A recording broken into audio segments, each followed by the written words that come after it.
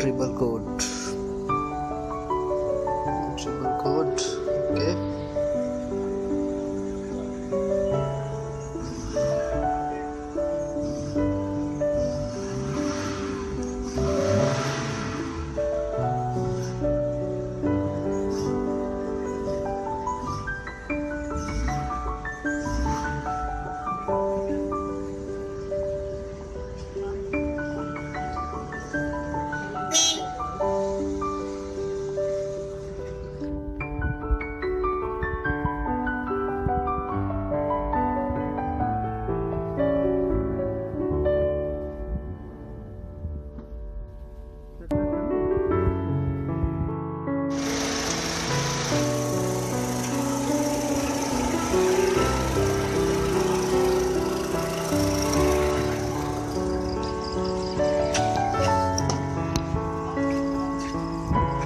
दोस्तों बिल्कुल ओके हो गया गाड़ी, चेक लाइट वगैरह कुछ नहीं आ रही,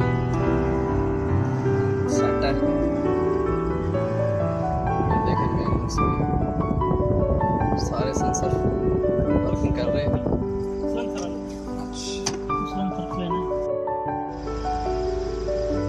दोस्तों अगर वीडियो अच्छी लगी हो तो वीडियो को लाइक कर दो, मेरे चैनल को सब्सक्राइब कर दो, बेल आइकन को प्रेस कर दो, और इसी तरह की नई वीडियो के लिए मुझे कमेंट्स में आप बता सकते हैं।